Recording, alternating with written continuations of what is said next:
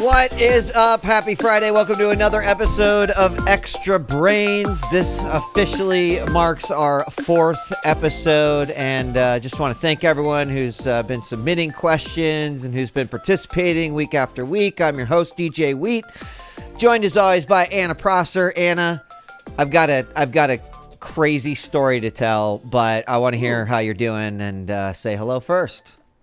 I'm doing very, very well. If you'll allow me, I'll show you why. Yes. See if I can, yes. I can do this real quick. I know you can. This is why. This is what's on my desk right now. This is Niski, my new Pomeranian. She's a 3-year-old rescue. She weighs 6 pounds, and Adorbs. She's a very good assistant. Yeah, officially. Honestly, yes. In the few meetings that we've been able to share this week, it seems like she's been a pretty good assistant. So, so far, so good. The only problem is that in meetings now, I keep just kind of like looking down to the left and smiling. It's very... That's a good thing, Anna. I guess that's true. Yeah, that's a good thing. That's what I'm doing when I'm looking down to the left, or when I awkwardly try to hide that I'm using my cell phone to take a picture that direction. That's what it is. That's what it is. Yes.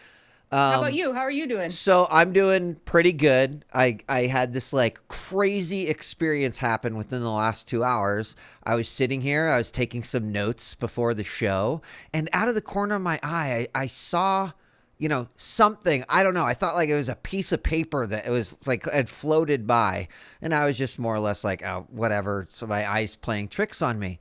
And then all of a sudden, this giant wasp or hornet or something that looked very intimidating and not nice, it landed like right next to my mouse pad. What? Right? What? I was like, where the hell did this thing come from? I got rid of it. I apologize. I did not know how to properly hand this thing, so I got rid of it. And then I checked my Aero Garden. I was like, where could this have come from? And what I have to believe is that we had our HVAC, our heating, sort of had a maintenance the other day. And so we think maybe they had come through one of the doors. It just got in, or I don't know. But if you see me all of a sudden... season for that too? Yeah, it's cold here. I thought but if you see me run or scream suddenly, I don't normally have an issue with bugs, but bugs that can sting me, I'm a little scared. So I don't know, like maybe it was like dormant in my closet for a while. Either way, I like went upstairs. I was like, you won't believe what just happened.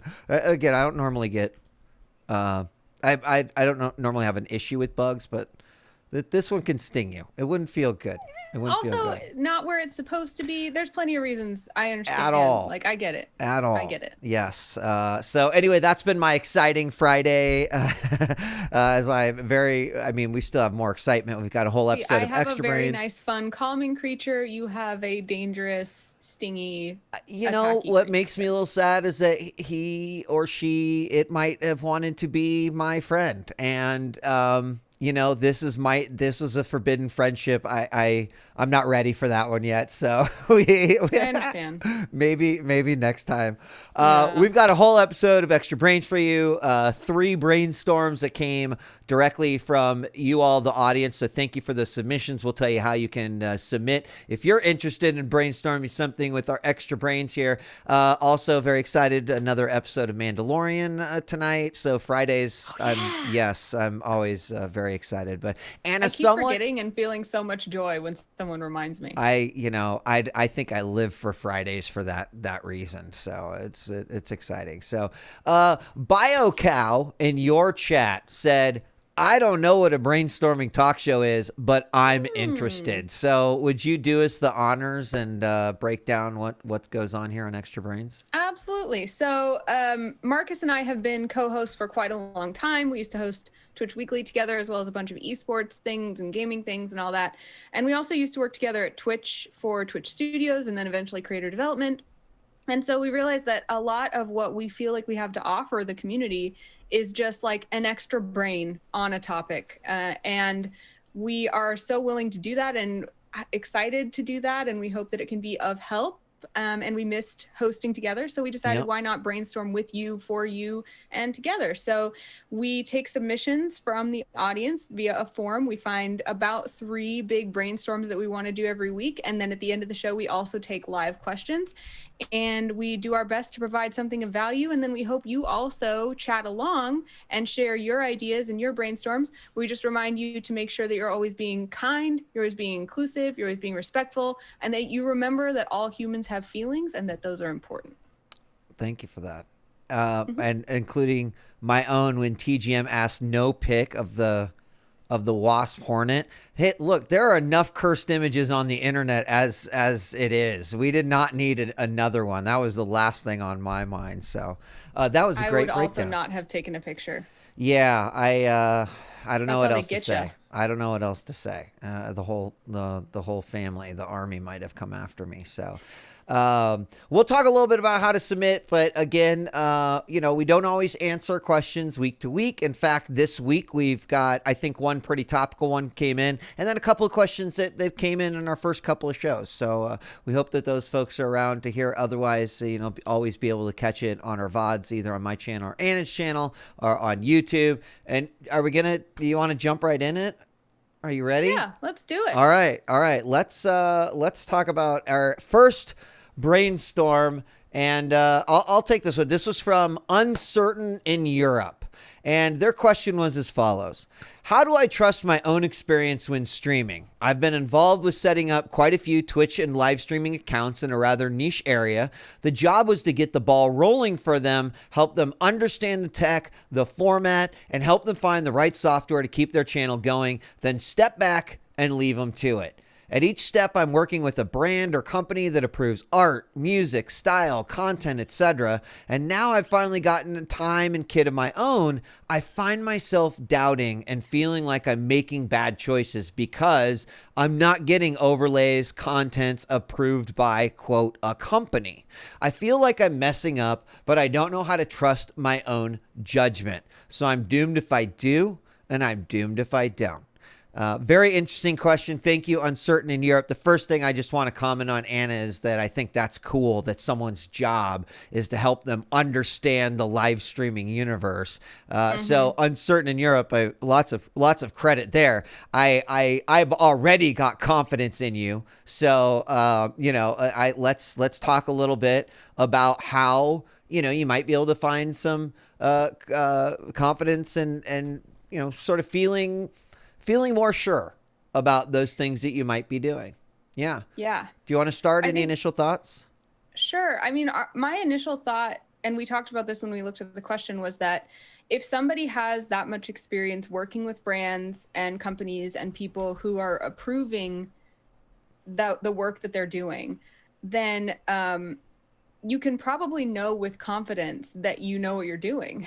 So first, I want to offer just kind of like encouragement and hope that you can glean some confidence from this, because I think we all feel that way. I've been talking this week even about how like I can look at a stream and I can know what's good, and I still have apprehension about my own stream because I can see what's not great, or I'm not sure what's great, those kinds of things. So I just want to offer that confidence to you that like I wager that probably you can trust yourself, and I encourage you that you're doing great.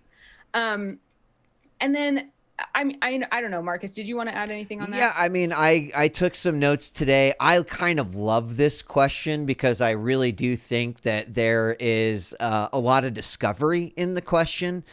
Every single creator and every single streamer does things a little bit differently. There's not a book that you can read that tells you this is how you perfectly gain the confidence. But I do think there's some insight to be pulled from the question specifically. Working with working with a brand or a company that approves the art, music, style, content, etc. And kind of what I pull away from that, Anna, is that this person enjoys working kind of with or on a team. So one thing that I immediately pulled from that is perhaps there are some community members who you could kind of pull in and help be a sounding board, right? Maybe they're already a part of your community as moderators. And now granted, they might not know all the tricks of the trades with music and art and whatnot, but I think they'll help you get an alternate perspective, and that would, essentially build some confidence. The next point, Anna, which I know that you're going to crack a smile when I say this, but it was for a very long time a value of Twitch. And I always took it as a value that, I exercise all the time. And that is experiment to decide. Right? You have full control, right? This is the beauty of streaming. We can do something, we can try it, and then we could be like, I don't really like it, so I'm going to change it. And it doesn't normally change the audience behavior or sort of, the community that you're trying to build, because they don't come and watch and they don't want to be a part of their community because your graphics are amazing or that perfect song plays when you start your stream. They're coming for you, right? And that, I think, is the one thing to always keep in mind. Experimenting aside is really the idea of maybe we don't know the answer until we've just tried it. And maybe it's the wrong thing to do, but at least then we have the experience. We have that little extra point of knowledge that says, okay, I did try that. Half of it worked. The other half didn't. So now it's time for phase 2. I mean, this show is an experiment to decide, Anna, right? I mean, it changed a lot during its development. We've already changed a lot since we've launched the show. That's everything from some of the graphics, some of the art, some of the way we decided to take questions. And I think it's, I want to lead by an example. And here you go. Extra Brains is one of those. Any thoughts on those two? I have a third one, but I want to hear what you have to say. I think that you're also speaking to the idea that when you are a creative who is well practiced and is good at kind of like selling a product, it can be hard to put something out when you can see its imperfections. But that's especially when we're talking about streaming or kind of creative production in general. Usually when you're putting something out, it's okay to recognize that there are imperfections and know that you're going to start with imperfections and you're going to improve as you go. And I think that's been a huge barrier for me actually in streaming, is where I'm like, oh, my overlays aren't done. My stream deck isn't set up the way I want. Right. And if I go live, then I'm like, it's not going to look exactly how I want. And that's been a huge barrier for me, and just overcoming that and being like, you know what, making the content first and foremost is a good thing to do. And I can always improve from there. And I have a few more, I think, like, I would love to talk about, Aloe Obert mentioned, like, is this kind of talking about imposter syndrome? And I think that's true. And I'd like to talk about confidence and creativity in general. But before that, what was your last thought on streaming? My third point was, I got the impression that Uncertain in Europe also had a lot of experience knowing what a company wants, right? If the company's saying, I want X, Y, and Z, and we're going for this look and this style and the music in this format, and then going through that review process probably helps you understand how these companies are also setting expectations. So with that being said, sometimes you need to be the company. Right? Sometimes you need to start with not what do I want as a streamer, but right, okay, I will play the role of a company, and I'm going to set what my criteria is and the type of style that I want, and then maybe couple that with the community thought and get a little, community sounding board together. So the thing I like about that is you can kind of work towards the standards that you're setting. You just sort of play both of those roles. You still want a sounding board, so you're not just in an eternal vacuum of creativity. It can happen. But that was my other thought. And again, that was just, it kind of came from the question. I really get the impression that I want Uncertain in Europe to really go for it, really experiment, because with the experience that it sounds like this audience member has with the job, I really think that they probably have really sound decision making to begin with. Because as with anything, you always want to try to get it on the first shot, right? I mean, doesn't always happen, but that's great. So those are my thoughts. I'm seeing Glorious Bobby and DJ Tyrant in my chat bring up that, like, do you think that there may be an element of experiment to decide that is kind of a nice ideal, but there are boundaries to it? Like, is there a point where you can be experimenting too much? I think there's some pushback of Sure. like, what exactly do you mean by that? Yeah. How far does that go? Yeah. I think it's a great point. I think especially to what DJ Tyrant says, you want consistency in your stream, right? So the other thing too is that sometimes you can't decide things overnight. Sometimes you've got to try it for a week, or you've got to try it for a few days and then don't try it, right? Especially when it comes to streaming, because you're going to get a lot of real-time feedback from community. For example, we've started using the channel points predictions a ton in chat. Now it's like, all right, that was a fun thing to experiment with. How else can we use it? Let's play around with it. In some ways it's going to work. In some ways it doesn't. I think I should probably preface it, Anna, with,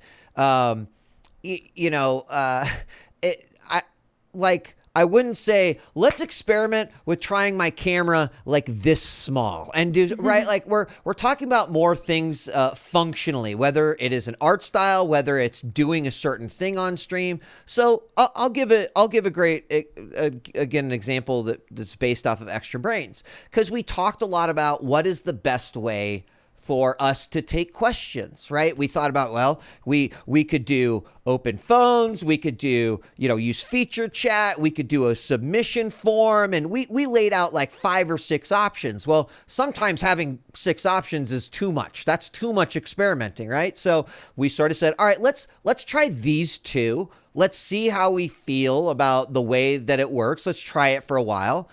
Because again, we have the freedom to be able to sort of experiment with it a little bit. So I do think that there is a limit, right? I mean, again, I could see where experimenting could be like, yeah, so we're going to wear green screen suits one week and put ourselves in like crazy stuff. That's one type of experimenting. I mean more to help you make decisions. Maybe you have 3 stream overlays you love, and you're going to stream 3 days with each of those and let the community decide, right? Like, let them be a part of it. There's so many great ways you can experiment when it comes to streaming. And then you might find that you just use that experiment to decide in your own life. I think it's a way for us to feel like, hey, it's okay to just try, right? Like, nope, the sky isn't falling. We're all still here. It's gonna be okay. And I think it's just a good attitude to have overall. But hopefully that was helpful in elaborating a bit. I wanted to jump off too of your point about playing the role of the company in this question, because I think when I think about what about this question made me excited to answer it in a way that I think is going to be applicable to everyone who's watching, whether they're a streamer or not. And I think that this is particularly getting at my heart as someone who wants to call myself a creative and does struggle with imposter syndrome. And on top of that, struggles from having worked for so many people for so long that I sometimes forget how to know what I like and what I want. Because true. I'm so used to evaluating things based on my industry, my company, the people I work for, that becomes my natural instinct. So something that I advocate for across most creative disciplines, I talk a lot about this when I talk about like hosting and interviewing, or about getting ready to tell anyone about yourself, give a speech, do an interview, anything like that. I think one of the best things you can do is really honestly sit down with a piece of paper or an open Google Doc or whatever it is you like, and answer 3 questions. The first is like, who am I? Like, how would I describe myself? And questions to get to that are like, how would my best friends describe me? How would I like people to know me? How would I summarize myself in 3 adjectives? Those kinds of things. The second is, what is my purpose? So that could be very concrete goals. Like, I want my stream to make this many viewers by this time, or it could be a little more nebulous, which works for me, which is more like, I want to feel every time when I finish performing, like I have provided something of value for people in terms of human connection. Or I want to make sure that every stream I do leaves a drop of kindness in the world. You know, it can be that, Sure. that wee woo. And then finally, what do I have to offer that's unique, or what is my value statement? And that's like, okay, why would someone engage with me and my content or my creation, not necessarily over anyone else's, but what makes it special? So that might be, Sure. you know, I infuse everything I make with a certain positivity, or the stuff I make is a special brand of spooky that nobody else understands, or, you know, that kind of thing. And those three principles, who am I, what is my purpose, what do I have to offer? I think knowing those things is really difficult, actually. Like, people think like, of course I know those things, but when you have to write them down, or when you'd have to summarize them in like a 30-second elevator pitch, Right. it's much harder than you think. So It is.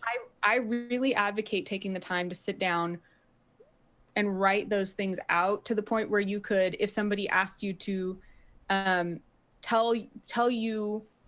tell them why you should check out your work, you could spit that out in like 30 seconds. And you probably never will. But then what that does, I think, is that when you are evaluating your own work, you can ask yourself, like, does this reflect those things? And if it does, that means I like it. And I have a pretty good concept of like what I think is good, because I know what it's supposed to do. And then also that has the added benefit of like, whether or not someone comes and consumes it or watches it or likes it or whatever, as a creative, then you can say like, this was my purpose. I liked it. And that's important, you know? Yeah, exactly. To your point, Anna, there's so many times where a viewer count, or, you know, if you are looking at if you make videos for YouTube, like that viewer count or the number of content, that does not dictate what is good and what is not. And I think you really hit home, like, you kind of have to just find that point in which you are proud of what you're doing. And I think what you kind of talked about is a great way to figure that out. You know, I would recommend to John Brent's Kawaii guy. He works at Twitch. He is someone who helps a lot of creators with like creative focus and purpose. And, you know, even following on Twitter, he's always kind of thoughtfully talking about exactly what you kind of outlined there, Anna, right? Like figuring out these parts that help you tell your story, and then can kind of get down to the core of like, oh yeah, this is actually what I think I want or would like to do, or the tech that I need, and here's what I need to do to accomplish that. But I think it's a great point. And it's really easy for anyone to say like, just have some more confidence, you know, in yourself. Obviously it's a little bit harder to do.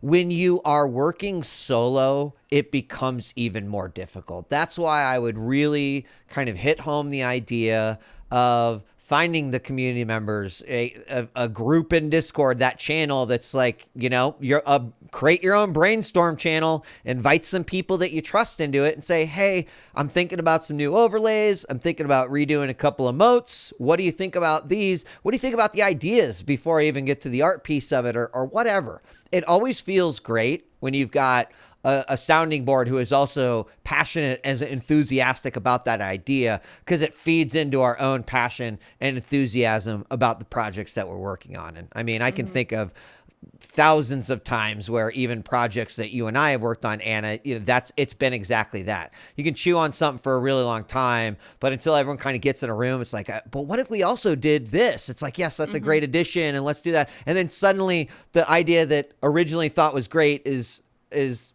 even better, because got that kind of sounding board and the ability to, you know, get some feedback on it. So, yeah, I do not like reflecting on myself. I think, you know, no one does. Yeah. That's why it's a novel idea. Like, because everyone thinks they do it Nobody actually does it. Nobody enjoys it, you know? And I guess, I know we need to move on to our next brainstorm, Yes. but I kind of wanted to leave that thought too. Sometimes it helps me just to remember that I'm not the only one feeling this way. Right. This week alone, I've actually had 2 other people that if you asked me, I'd be like, oh my gosh, that person knows what they like. They're so talented and creative. They probably never question themselves. They've specifically reached out to me with almost the exact same wording of like, I just put out this project. I have this terrifying feeling that it's horrible and that everyone's going to be laughing at me and that I should just take it down because I'm terrified it sucks. And yeah. I'm like, how could that person feel that way? But I guess I was able to tell them like, oh my gosh, I've felt that exact same way. And just knowing that has helped. So that's awesome. I'm just used to embarrassing myself at this point. So that box is automatically checked every time I do a project. So there we go. I know I said this was the last thing, but BWAS just pointed out a really good point that reflecting on yourself can be hard because I can be very hard on myself. Mm-hmm. We didn't mention that, but all of this should come under the umbrella of like, you must be kind to yourself while you do this. Of course. And remember that humans are not perfect and that what you're creating has value and is wonderful. You have to do that under that umbrella. Yeah. And reminding yourself to speak to yourself as though you are a friend is really important in that process. Yep. All right. I'm going to switch to the overlay. And as I'm going to do it, I'm also going to say there is no human on this earth that has ever made everyone happy. And, you know, that's the other part of it, especially when it comes to the things we create. There's going to be individuals out there who love it, who just kind of like it, who don't care and might hate it. And that's okay too, because that's just that's the world of content creation too. So that was brainstorm number 1. Thank you, Uncertain in Europe. Anna, are you going to kick us off with number 2, brainstorm number 2? Sure. Awesome. This one comes from Jacob, who says, hi, I'm Jacob. So I have Asperger's syndrome and social skills have always been a challenge for me. I've always been fine socially with people I already know, like a few friends and family members, but I want to better my social skills and expand my social bubble. But my autism hinders that. What advice would you give to someone who wants to put themselves out there more and develop better social skills? It may be a little harder for you to give advice to me because of my autism, but what's your general advice for someone who wants to be more social but has social anxiety? Also, because you two aren't experts, who should I see about my autism with regards to social skills? Should I go to therapy, see a specialist on autism? Because all you two can give me is general advice if you have no expertise or experience with autism, and I understand that. Thanks. Love the show. Thanks, Jacob. Thanks, Jacob. Great question. Really, really good. And I also really appreciate that you mentioned, which Marcus and I try to impress on everyone, that we are 2 individuals speaking from personal experience. We have no expertise in mental health. And especially when we get questions like that, we try to be really careful about answering them because we don't want anyone to think that we are giving what could equate to professional advice or medical advice. So Thank you so much. Yeah. This is kind of 2 separate questions. The first is advice for developing a social circle, basically how to make friends and maintain interpersonal relationships. And the second is specifically, you know, what professional should I go to? Yeah. For the second, we don't know because we've never looked for a professional who specializes in autism, but we did reach out to our friend, Dr. B from Take This, and asked what he would suggest. So I'll read his message, but let's get to the meat of the improving social skills part, because that's what Jacob asked first, djWHEAT.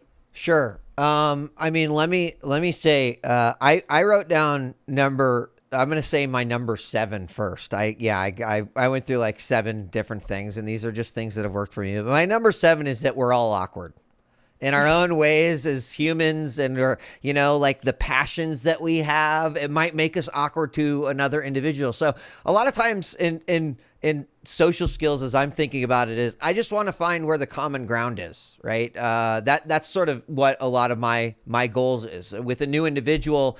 You know, they might not know, if I'm just talking to someone for the first time, what live streaming is or Twitch is or anything, but we might watch the same television show, or we might play the same video games, or we might like the same comic book. So a lot of times it comes into sort of the discovery in a lot of ways. So one of the things that I learned early on, and I have a feeling, Anna, you'll back me up on this one, and we could probably do a whole show on it, but it is the idea of asking open-ended questions.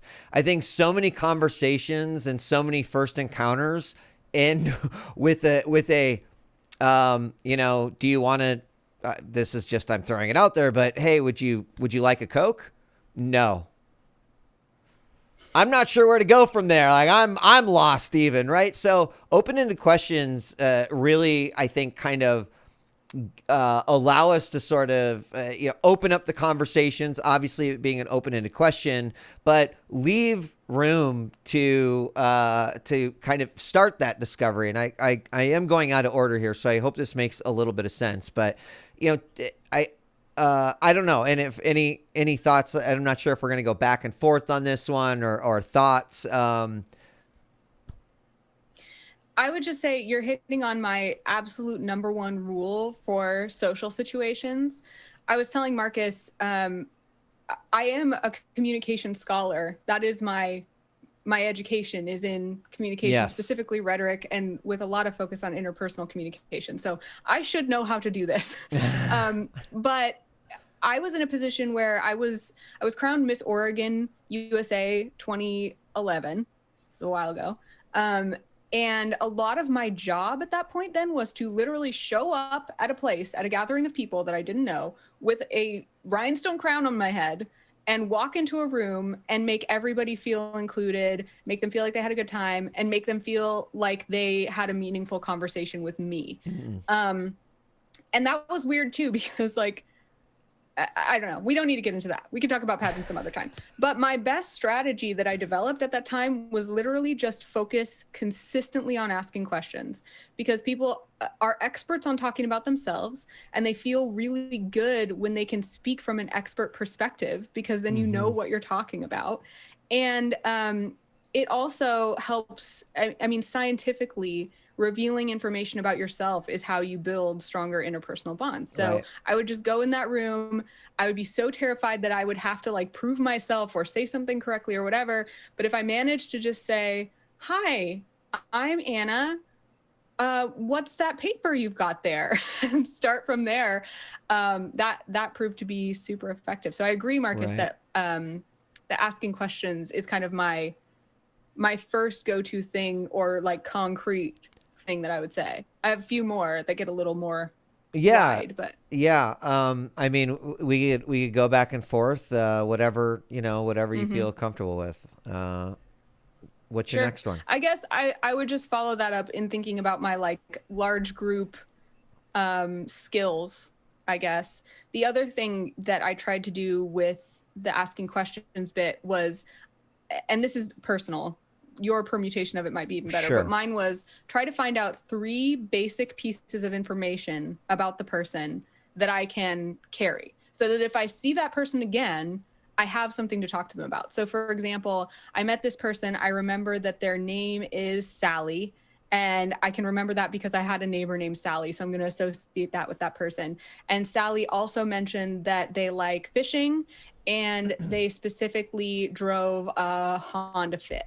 So the 3 random things, it doesn't matter how important they are or whatever. But now, next time I see Sally, and Sally's like, "Hey, do you remember me? I spoke to you at this thing." I could say "Oh yeah, how's the fishing going?" Or, right. "Oh yeah, by the way, I went fishing the other day and I caught a boot. Isn't that hilarious?" So I have common ground.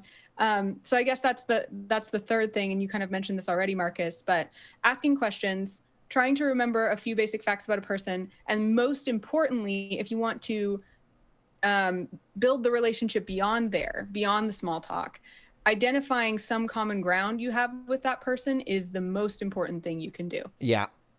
That kind of goes back to the discovery element of it. So here's a couple more, Anna, that were kind of as I was growing up, were sort of awakenings for me. This one came pretty late for me because I did feel a little out of place in college. I felt like I knew the my roommates and maybe some of the immediate folks, but it was just such a different environment for me than like the high school where everyone knew themselves, that I always struggle. And I don't even remember who said this to me. It was one of my parents, and they said, the best way to be social is to behave like a social person. And at first I'm like, well, that's silly and dumb. But what she actually meant was like, are you, what are you doing between classes? I usually go to the arcade, and I usually like, play Tekken or some pinball or something. She's like, cool. And are other people there? Like, that seems like a really easy way to strike up a conversation, because you're putting yourself in a situation where there are people, you can be social. But then it extended to, if I was invited to a party and I said no, I was not allowing myself to even try to be social or open up these new relationships as well. So I've always kind of carried that as well, because I admit I'm a little bit of a homebody. I'm sure many others can relate. And there are many times that I will say, not really interested, but you know what? I need to be a social person, right? Like it's healthy for me. I meet someone that excites me. So behaving like a social person is just, kind of the idea of more or less like you've got to put yourself in social situations if you actually do want to, be social. The other part of that, I think, is reinforcing positive thought, which is, again, something that I struggled with, believe it or not, for a very long time, which was the idea of, I am so awkward. I do not think this conversation is going to go well. And that can potentially doom this situation to turn out exactly the way that you are kind of manifesting it in your head. And so getting in the habit of being more positive, not saying I'm going to embarrass myself and this is going to be so awkward, but instead saying, I want to have a conversation and I want to meet new friends. And that is enough to then kind of, open up that book and then start asking those questions, etc. But it's amazing how much we can kind of self-sabotage ourselves by being in the wrong mindset. And I think there was a period of time where I defaulted to the negative emotions associated with that rather than reinforcing a positive thought. Mm-hmm. Yeah, I think this was a two-part thing you said. So first, Estes in my chat said something really valuable, which is, I think a lot of times socializing feels like it should be effortless. And if it isn't, it creates that anxiety, and it just isn't always. And it's okay if you're making a concerted effort. So I thought that highlighted really well what you were saying, where it's like, it's okay if you have to try to do this. I think a lot of people do. And then the other piece, what were you just talking about? I was anxiety. talking about and I would say one of the things I deal with the most with social situations is feeling like I'm not cool enough to talk to that person, or I'm going to annoy that person, or like they're not going to enjoy talking to me, or like, how dare I have the audacity to talk to that person, or I'm bothering them. Like, I deal with that a lot. The only thing that I have found that helps, and I'm not that great at it, but I've tried to focus on like, what do I know they will like that I can do? And a lot of that boils down to like, I know that I can be kind. I know that I can walk up to that person and I can be polite and I can be kind, and that's enough. Or like, I know I can walk up to that person and I can ask them about themselves, and they can talk about themselves with me. And I know that's of value. Pointing out things that I know about myself that I can do sometimes helps me with that. Yeah. The other two that I had jotted down, this is kind of, I don't know, sometimes this isn't as applicable to social, but it's definitely applicable in work and being like social at work. And I'd take all that back. This is applicable all the time. And it's just body language. But I guess when I thought about body language, the first thing that came to my mind was being in a meeting, sitting like this, and just saying, like, hey, that's not a very like welcoming way to kind of sit there. Maybe I'm just literally trying to be comfortable, but that body language doesn't send that same message. Respecting space, making eye contact. These are sort of areas of body language that can help us on the social side. There's probably entire books and research papers written about a more open body language versus closed body language, and I'm sure you might have some thoughts on it. But I'll just say my other thing, and then comment, Anna. I kind of call this the golden rule and compliments. The golden rule is simple, like, do unto others as you would have them do unto you, right? Like and so the reason I say that is because compliments for me are one of my favorite ways to open a conversation. Like, I got to the point where it's like, I'm not going to be afraid to tell someone, like, I love X, right? And hey, I love hair. Anna, you know this. I like hairs. I love it when people have super sick, awesome hair. So when I go to the grocery store and I see a bagger who is rocking a dope hairstyle, I will say, dude, I really, really like your hair. It is on point today. And obviously we're probably not going to become friends and this is going to be a meaningful, but we can then have a friendly exchange. I am showing that I have friendly intent, and this person is way more likely to engage with me. And, I won't lie if they say, your hair's pretty nice too. I'm stoked and happy, but I might say, how long have you worked here? Are you almost done with your shift? You got a break anytime soon? It's so amazing how a compliment can be an easy in to opening a conversation. This is one of those times where I think our perspectives may differ a little bit, which I Good, look for good, because good. I feel like most of the time we just agree with each other. So I'm trying to lean into this.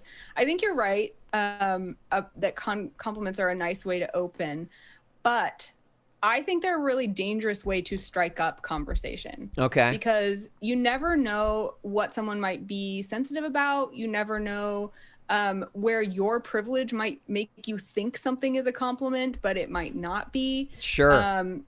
For me, especially, like, I do like getting compliments from like you about my hair or about like my clothes, but from a stranger, that might actually make me feel a little uncomfortable. So I think I would put fair. compliments as a like second meeting. Is that a thing? Let me elaborate, because I'm definitely interested, right? And a lot of the examples that I was thinking about, and I probably should have prefaced this, I was thinking of many like when I am talking to other men or another male, where I think all those rules that you said still applied. But as you said that, and I'm thinking about like, yeah, it might be not the greatest to say, hey, your dress is so incredible and amazing, right? That could come off differently. Maybe she turns around and like her boyfriend is right next to her girlfriend, whatever, like, hey, I didn't mean it that way. So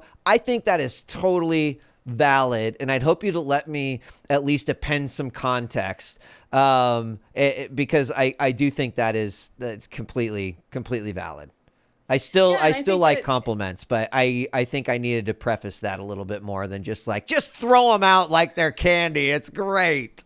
Well, I think it's also like, keep in mind what you're complimenting. Like, I try to compliment what somebody has done more than, and even that can be sensitive, but I try to do that instead of physical appearance. I think identity is one of the most like difficult things to communicate about and to understand at first. I mean, sure. Somebody may be struggling with issues of their identity, about their appearance, about their social standing, about their family, their culture, that it's not my business, right? And even if I'm trying to be kind, if I offend them, it's not on them to like, cushion my feelings about that. So right. I would say I treat compliments with care. I know that, body language was my other one. I know you're a fan of body language and communication. What are your thoughts on that? I think, I mean, it's thrown out all the time, like 90% of communication is nonverbal.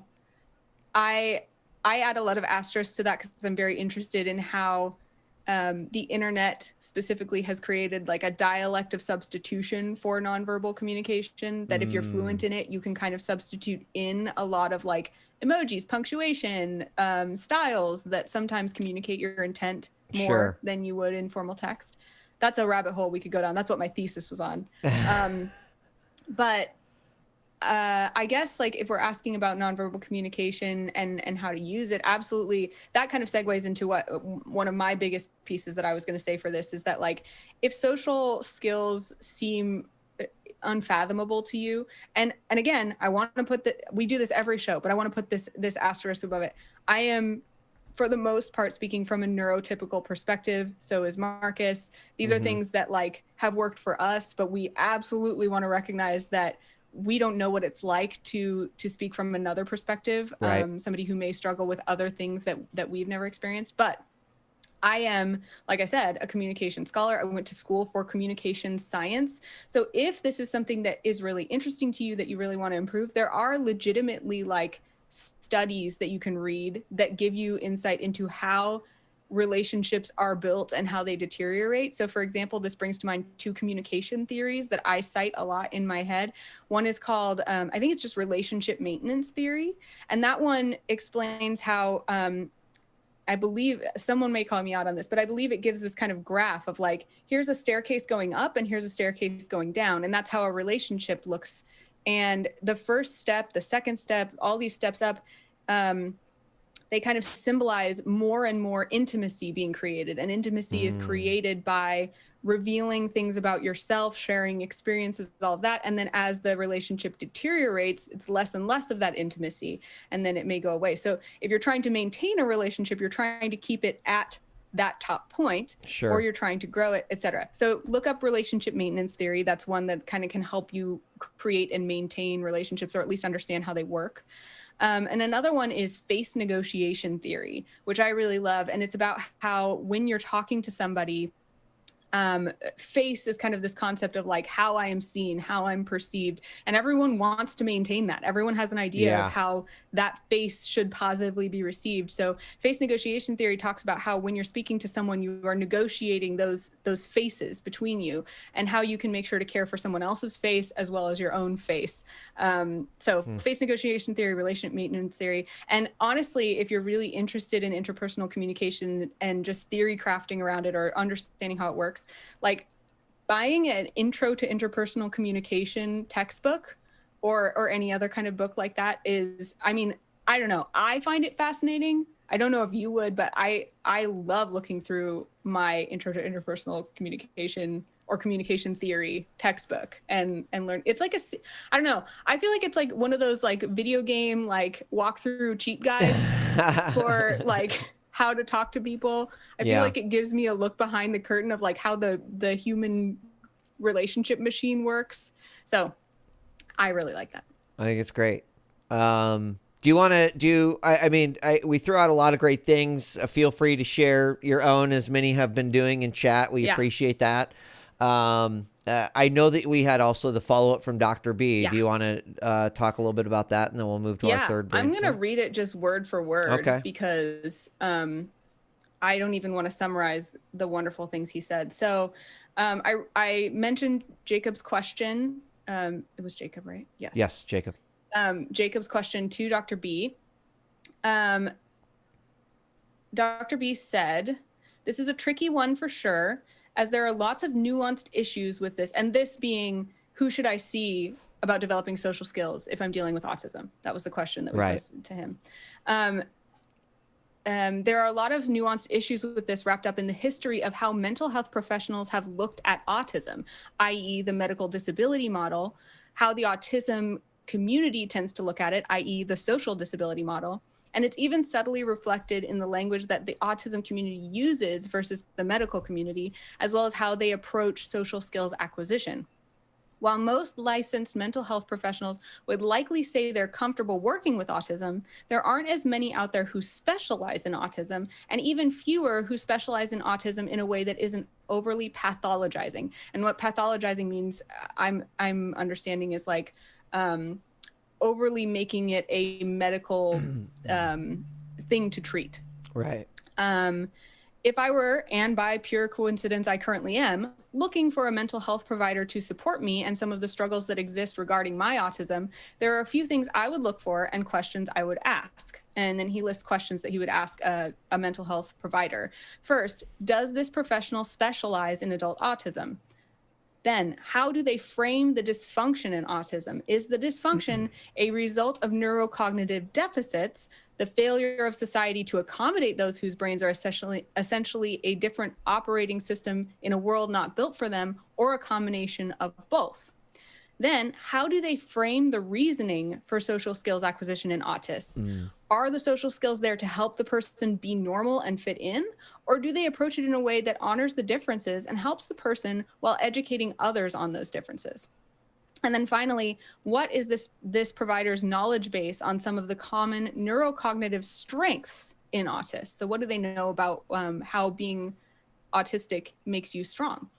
And then he also recommended a Twitter account called awakeproject.org, which is an autism org. And he said that's a really, really good resource as well. So also, I would recommend Dr. B. It's the Dr. B, Thee, Dr. letter B on Twitter. He is, I'm going to get his title specifically. What is it?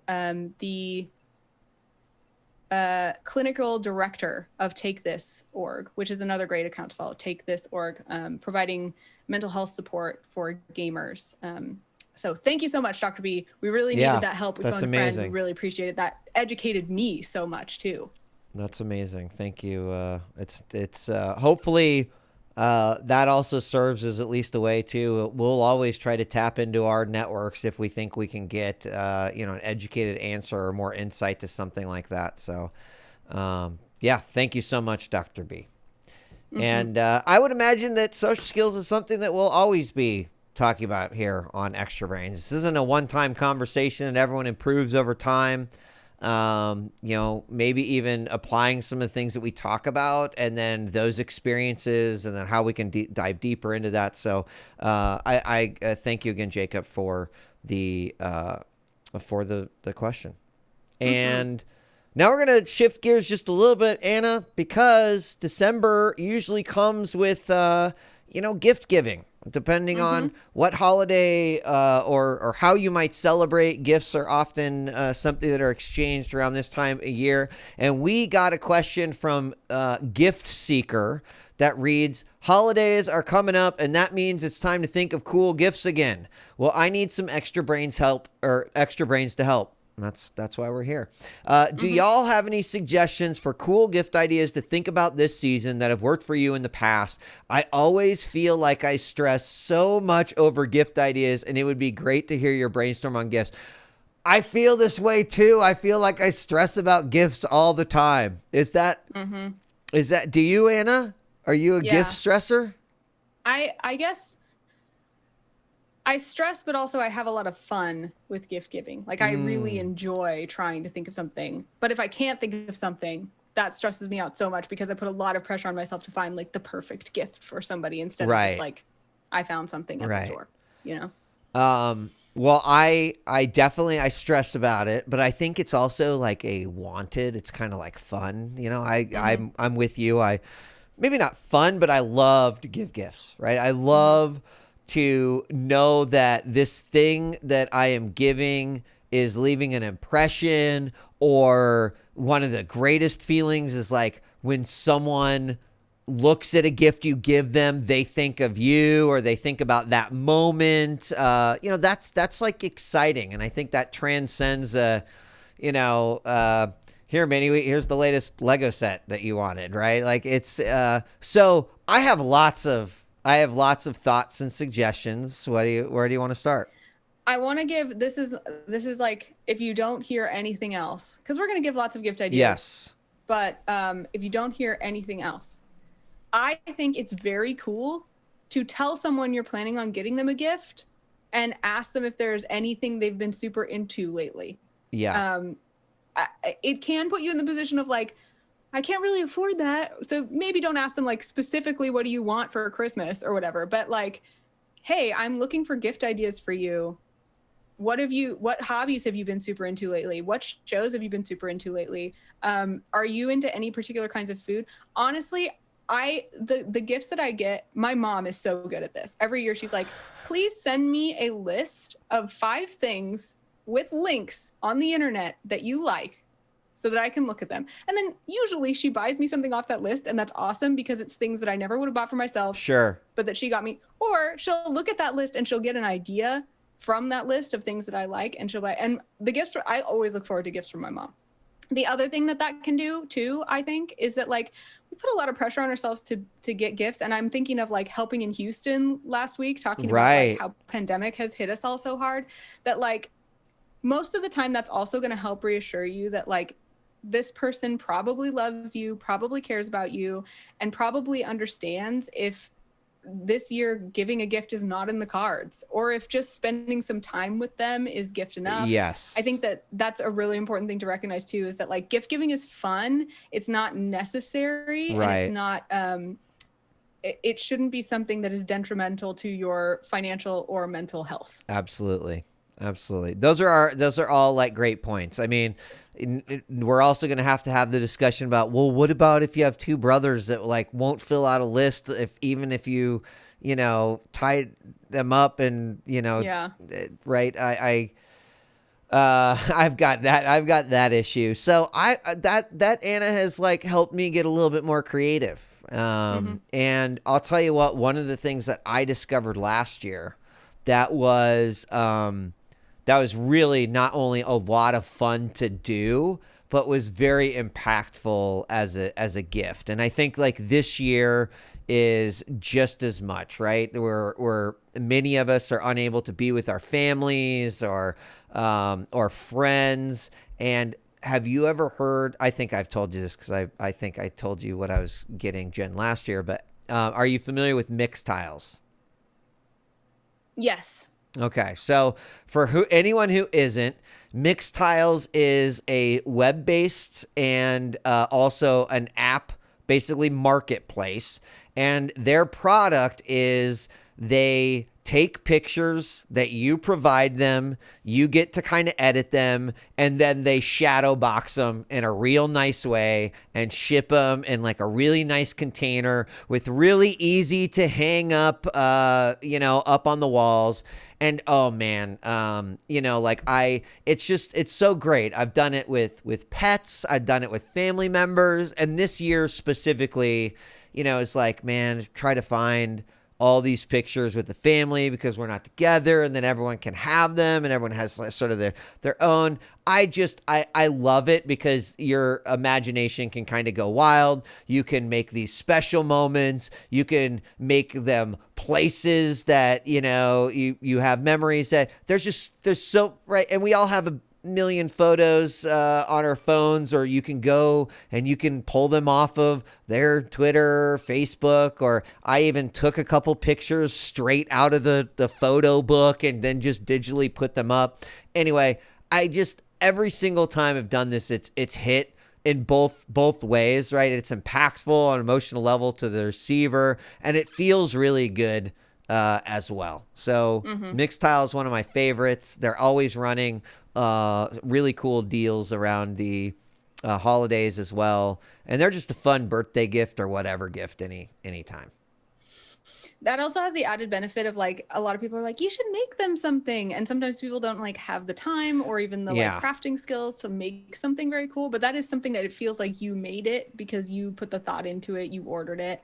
And that was actually going to be one of my first suggestions, a similar thing, which is making a bound photo book, which it's way cheaper and way easier than you think. And it comes across as like a really thoughtful, really well-made gift that's easy to keep.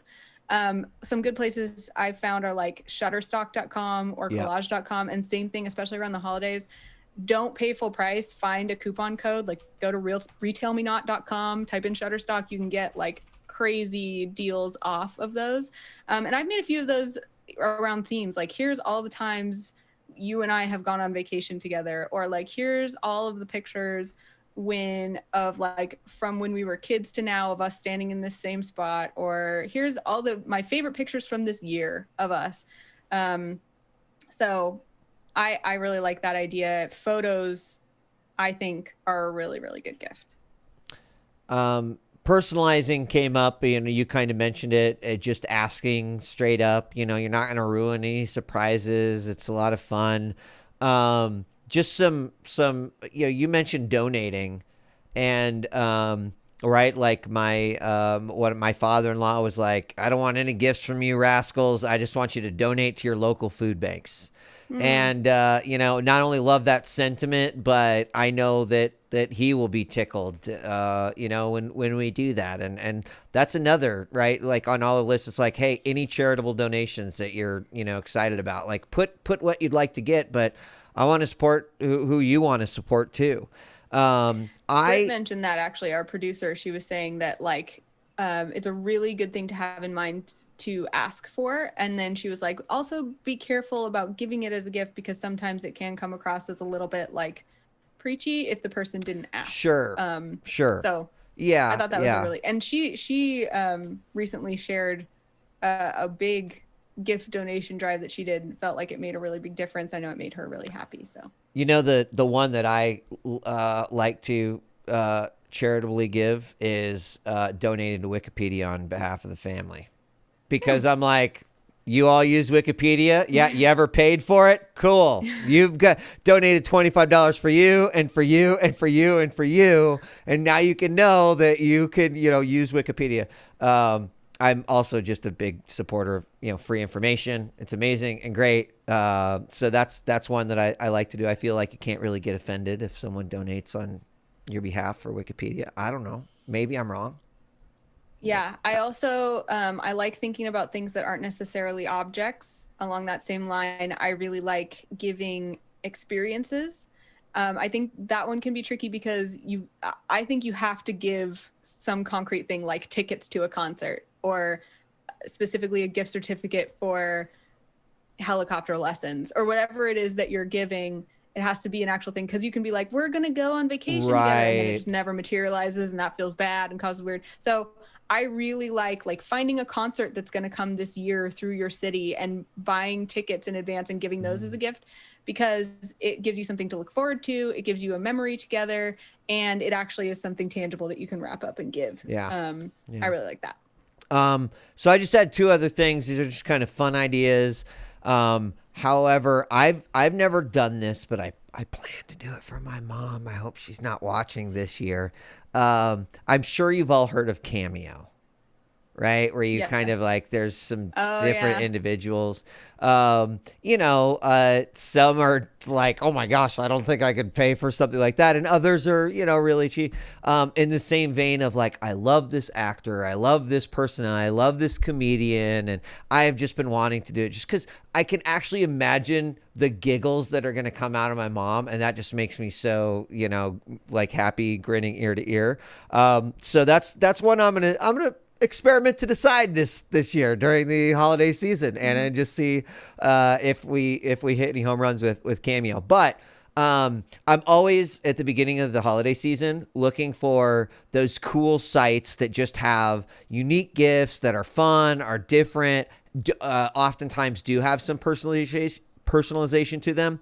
And I found one site called Uncommon Goods, and I just want to recommend it to everyone. I think it is pretty awesome. It's one of those endless scrollers of just like, wow, these are all really cool ideas. And it's so many things, right? Like an example of one that I saw that I love is like, our family loves blankets. It's like one of those things. I don't know. I feel like we've just got a million blankets, and there is one that is a personal handwritten letter blanket. So you could write the letter, and then they sort of stitch it into the blanket. And I'm like, cool. That is awesome. I also found, and I think I've seen these before, but like they're like friendship lamps, where you can put them in one location and then put another one in another location. When you touch it, it changes colors, and you can like set other people's their colors, so when they touch it back, it changes. And I don't know, I'm a big softy when it comes to those types of things too. So I just this site's been really fun just to look through. I mean, cooking, like building stuff, crafts, organization, like just all sorts of really cool stuff. Been blown away. Might have already spent a fair amount of money on this site, but we'll see. Yeah. I am guilty of, I don't know, guilty of that. That shames myself a little bit, but I do a lot of holiday shopping on Amazon, especially during pandemic, because I'm stuck at home and it helps me make sure that things are coming on time. So I don't shame that, but I am aware that it would be very great during this time to support small businesses. Yes. And especially since we're mostly talking to a group of people who are in the online geek and gaming space, there are so many great small businesses of people. I'm specifically very much in the tabletop gaming world. There's amazing like individual indie dice makers, people who make commissioned artwork. So if you're like, oh, this person plays a character or has as a fan of a show or something like that, you could commission or buy really amazing art, and usually at a price that's a lot more reasonable. Also, I mean, this is a little selfish coming from someone who literally runs a fantasy based like clothing company, but there are a lot of really good fandom based cantripbrand.com if you need a gift for your fantasy inspired role-playing streetwear loving friend. But I would like to be doing more small business shopping, so this is an aspirational suggestion. And then I also wanted to recognize and think about how like again it can be really difficult to afford this capitalist idea of Christmas. And so I like to think of things that would have monetary value that I can do to serve somebody else. A really good one is detailing someone's car. Like, I know that sounds weird, but like it's something people a lot of times don't have time for, they don't want to pay for, and they just like put up with their car being kind of dirty almost forever. So you can get like take it to somewhere that has a vacuum, or bring a vacuum and just like get all the grit out of the cracks of their car and dust the windshield and throw out all the trash for them. That's a really nice. It's a great idea, Anna. Just want to, I'm sure TGM is watching. So if you want to give me the gift of coming and mowing my lawn, I'm totally like, that's exactly what I hope to get yard for the work. Holidays. So yeah. And I say doing those things because I think there's a fair stigma associated with like these coupons that people will give, like it's coupon for a free house cleaning or coupon for a free hug or whatever. Right. Those are nice. But again, it can be this problem of like, then the person feels weird about like redeeming it, or like it never gets done. So I think like doing it ahead of time or like scheduling it, I think that's cool. Yep.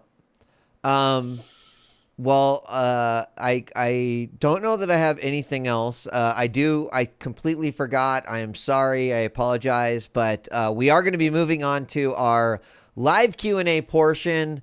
And normally we tell you before our third brainstorm, but we did not accomplish that. So you can submit your questions in chat right now. You can use the bracket Q bracket as you see here up on the screen. And I'll type an example here in my chat, and I'll do the same. I will copy it over to yours as well. I phrased a statement as a question, which probably doesn't make a whole lot of sense, but people are also asking in my chat if they can post links to cool gifts or stores in the gaming space.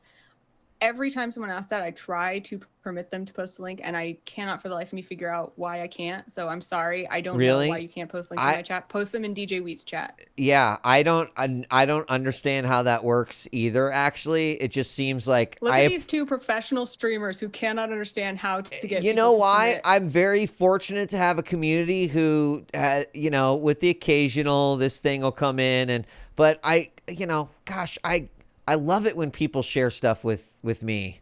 And, oh, look at that. Look, I think I did it. Brolin, try it. Try it now. I think maybe I did it. Hey, shit. I finally set up my Nightbot. I don't know. Nope, it didn't show. Sorry. It didn't. Oh. The Cedar Forge is what they're shouting out. Wow. You can post it in my channel because apparently I just have free-for-all links going on, and that's, so there we go. Yeah. Yeah. I don't know. See, going back to our streaming with confidence thing, there's an imperfection in my stream that I have not fixed over many years of being a streamer, and I admit that I don't know how to do it. Yeah. Yeah. So you can ask questions, and we will talk about those as well. Sorry we did start a little bit Late for all free for all links, you say? Okay, maybe I shouldn't have said that, but please be responsible. Any other final thoughts before we move to any on questions? Gift ideas? Yeah, on gift ideas. Are you saying on gift ideas? Yeah, on gift ideas. My mom is notoriously really hard to buy things for, so I will tell you the things I have bought for her. A photo phone case. It's really easy to get those. And it's really fun to make a custom phone case. Most people are not going to say no to a new phone case if they have a phone. I also found a company that takes literary classics and prints them on items, like small text, so it looks like a cool pattern, but it's actually like a page from Pride and Prejudice. Oh, wow. So I got her cool. like a tote bag, or you can also get blankets, t-shirts. I forget what it's called, but if you Google like literary word t-shirts or something, I'm sure you'll find it. Also, me and my many siblings got together and we did one of those, like, you can't do this as easily right now. You'd have to do it in a little bit different of a more COVID safe way, but we did one of those like Sears portrait sittings where we went and like literally sat and had all of us sit in a corny, like, that's amazing, weird background, and she has it blown up above her fireplace. A lot of these are photo gifts. That's interesting. I love it. I don't know. Again, it comes back down to, I love gifts that occasionally someone will look at and then they will, have that feeling of like, I remember when I got this gift. I remember who gave it to to me. I remember this moment with all of our friends, or this moment with the family. And, I think those last. If I'm sure there's, of all the gifts that people have received, I'm sure that some of the most memorable ones are those types of gifts, and not the like, I remember when my mom gave me that special edition Donatello when I was in 5th grade, although that sounds like a great gift. I don't think I ever got that, Anna. But you know what? I remember, I remember when my parents gave me a computer, because they bamboozled me for one. They were like, yeah, sorry, we couldn't get you a computer this year. And then they told me to go get the materials to clean up all the wrapping. And then there was like a computer there, and that changed my life. So like, that's probably the most vivid gift. And probably the fact that mom and dad bamboozled me was a big one on that one. So, yeah. I don't have any questions in chat. Everyone is satisfied with all of our brainstorming. That's great. There's a couple questions over here. You cool with me firing one of these up? Yes. Okay. But I need to try to show you my dog really fast. Is she being adorable? Really important. Everyone needs to see this. If she doesn't move, hold on. Let's try. I need to show you. Do you see how she's sleeping with her mouth open, hanging off the back of the bed? Like, her mouth is hanging open. This. I like this move right here with the like. I know. This is how she sleeps. That's insane. Pretty amazing. I don't know that I've seen a. And she's looking directly at me, her tiny little nose. I wish I could make the camera point at that, but that was the gift that everyone needed for this holiday season. The gift that keeps on giving. Anyway, continue. Sorry. Yes. So Seahole asks, what activities would you recommend to do during the holidays while social distancing with friends? Good question. It is a good question because, of course, I want to say like, oh, what do you mean you're with friends? Like tabletop games. And I saw this cool game where you like use your phones to play the game. I'm like, oh, those are terrible ideas. Yeah, good question. Anna? You want to go? Geesh, well, unfortunately, I'm not going to have the greatest perspective because 99.9% of my time right now is spent like with what I would call virtual social distancing. So, we play games over Zoom, or we, set up calls every week. And, it's such a foreign idea with me right now to actually get together with other humans that it's hard for me to throw anything out there because I haven't really practiced anything myself, right? And see, I don't know if you meant like I meant over Zoom or if you meant actually getting together. I think you should probably put away Twister this year. Probably, maybe not a good idea. I don't know. Anna, what do you? Oh, he says either way. Okay. If you're looking for virtual, one of the best successes I've had that brings people together is using Jackbox. Yes. any of the party packs. And the way that you can do that with your family, because almost everyone can figure out how to get on a Zoom call now. If you share your screen in Zoom, it will actually, there's an option you can share your computer audio to. So you can treat your Zoom call as the TV that everyone would be looking at to play Jackbox. And that works really well. And Jackbox, I found, is a game that can be really, can fit many cultures of people. Certainly not all, I'm sure, but that's been a good one. I think Jackbox is fun. It's just such a great way to, the games are so easy to learn, to pick up. Everyone can play from their phones because most people have a device that they might be playing with. So that's a lot. I mean, but sometimes just firing up the Zoom and talking like you're in a room and you're, chilling. I mean, we haven't done anything like let's have dinner together, but yeah, Among Us, really any game like that, Jackbox is kind of unique in that if the host has the game, everyone can still play.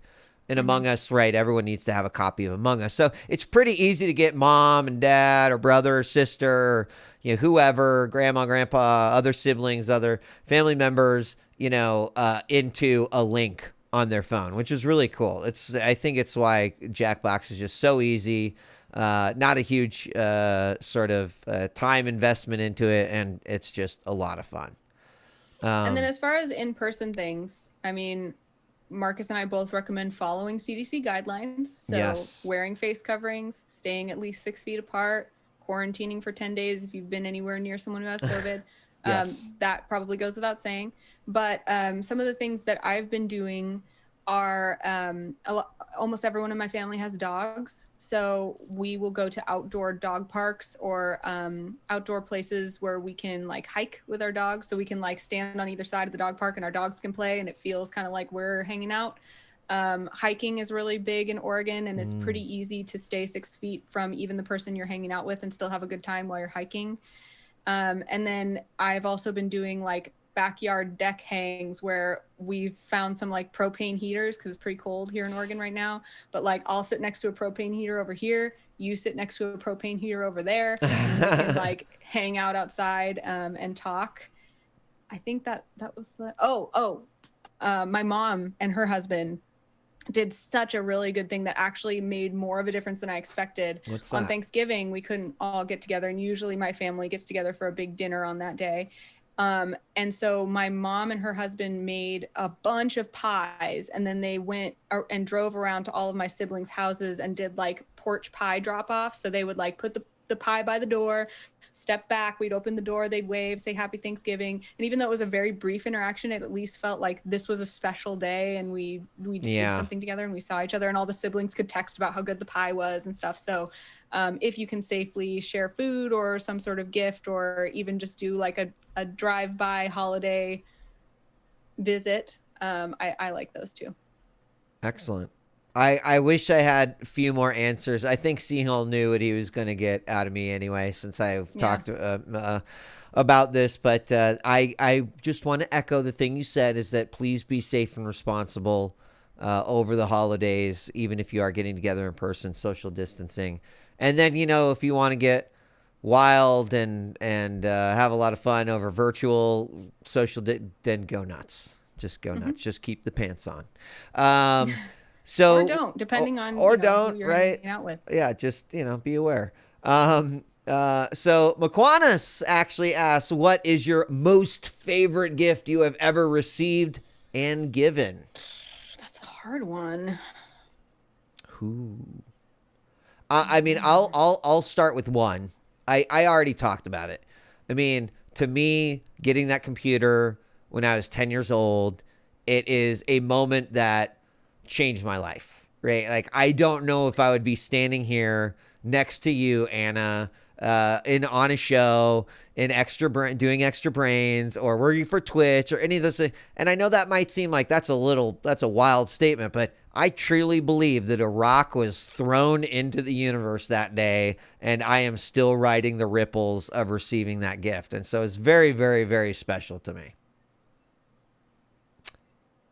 This is a really hard question. I feel like I'm going to say something and then I'm going to remember an amazing gift that I'm just blocking out or forgetting right now. The first thing that comes to my mind, though, as kind of a general rule, is that all of my favorite gifts that people have given me have to do with them traveling to visit me, which I guess says something about my life. Either that or like meeting someone somewhere, or like putting in the effort and time and money to travel and spend time with me. Those have been probably the best. And there's been multiple. Like, one good example of that is that my friend Christina Wolfgram, who is a hilarious internet comedian, the Seawolf on Instagram, she actually came to me in Seattle from where she lives in LA to spend a week with me just to take care of my dog, because I was having such a hard time taking care of her on my own, and I had to travel somewhere. So she not only hung out with me and helped me take care of the dog, she also stayed at my house for like 4 days while I was traveling and working to take care of my dog, and sent me tons of pictures. So that wasn't like a holiday gift, it was just a gift. So that was really cool. What about giving? I'm trying to think, but it's got to be something I've made. I like to sew. So whenever I can give someone like a custom made outfit that I made them, or my grandma specifically always still talks about, I really like Sculpey, which is a kind of like colored clay. I loved this when I was a kid. It's colored clay that you make stuff out of and then you bake in the oven, and then it's hard. It's like a little acrylic. Oh yeah, okay, sure. Thing. And I made her when I was like, I don't know, 14 or something, 12, like pretty young. I made her this like little Santa sleigh and reindeer out of Sculpey, and she has protected it and packed it away every year. She pulls it out and puts it on top of her china hut. She just loves it. So I guess I love it because she loves it. That's a great reason to love. Gosh, ever given, that is, I mean, you said it, that's a tough one. They probably all have to do with Gen, right? Like when I was a little doodler at work, way back in the day when I worked on IT and I was on phone all the time, I would always just draw her like pictures, and then I would, go find frames for them. And so she's just got a bunch of random artworks that I've done over time. So I'm with you. I love creating. Last year when I discovered mixed tiles, we had lost earlier that year our oldest cat. And so I made a bunch of mixed tiles of Kiku, our cat, and we actually haven't found a place for them yet, which we're putting more photos up here now during the pandemic. But that just was good because it meant something to both of us. And they're like some of our favorite pictures of Kiku. And so I don't know. I think all my favorite gifts given are like those gifts that invoke a strong emotional response. I made someone a website once, and I was really proud of that, because it's one of those things that like a lot of people could benefit from having a website, but haven't had the time to like look into how to make it. It's actually fairly simple now with like Squarespace. Yeah. Weebly or whatever that one's called. Yeah. I think I like that gift. Well, thank you for your questions. We've only got a few moments left, and next time we'll be better about reminding you about submitting questions. That was our bad. I choose to take it as encouragement that we gave so much good brainstorming this week that nobody had any questions. That's great. I'm going to be harder on us, Anna, and I'm going to say we messed up. We should have reminded folks at the beginning, but that's okay. That's okay. Our bad. The submission form. Use !submission. Yes, that was in chat. That was I promise that was the overlay that was coming up next. We know that we've still got a backlog too, right, Anna? Yes, but we have lots of good questions ready in the wings to be answered. Yes. But please, we hope that you won't hesitate in submitting questions for future shows. And, hopefully today was a little bit of an idea and indication on the types of questions that we would love to talk about, answer, etc. They can be serious. They can be fun. They can be thought-provoking. Whatever. The sky is kind of the limit. And we have a pretty simple form that you can I'll make sure that we do. Boom. Did you do it on yours? Someone already did it on yours. We're good. So yeah, please submit questions and let us use Extra Brains to help. It's a good show.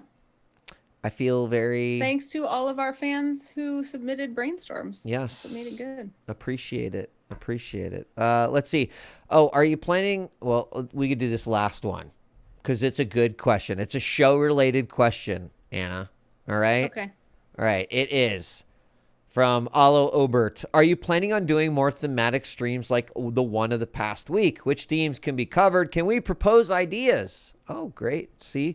Experiment to decide. Yeah, maybe there is.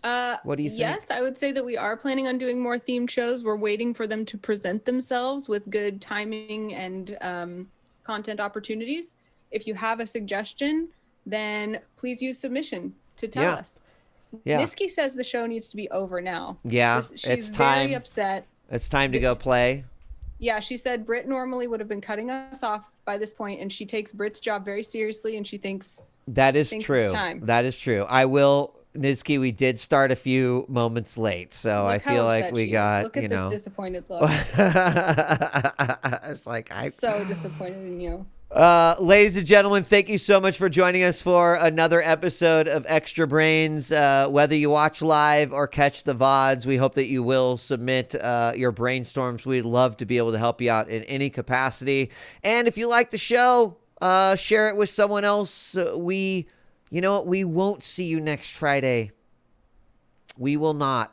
I apologize. I've got Quake, Anna. I've got an esports event. Quake? Yes. Actually, hold that thought. Probably not. The days sometimes get done really early. So should we try to have see. We'll see. We'll see. Here's a great way that you could find out whether we're going to have a show this week. Yes. You could follow at djWHEAT or at Anna Prosser on Twitter, especially, or also Instagram. This is true. And I bet you will know the answer to whether or not we have a show next week. This is true. And we'll let you know before next Friday for sure. Don't worry about that. So thank you once again for joining us for another episode of Extra Brains. We love you all, and we hope that you have a phenomenal and great weekend. We will see you next time. We're out of here. Peace.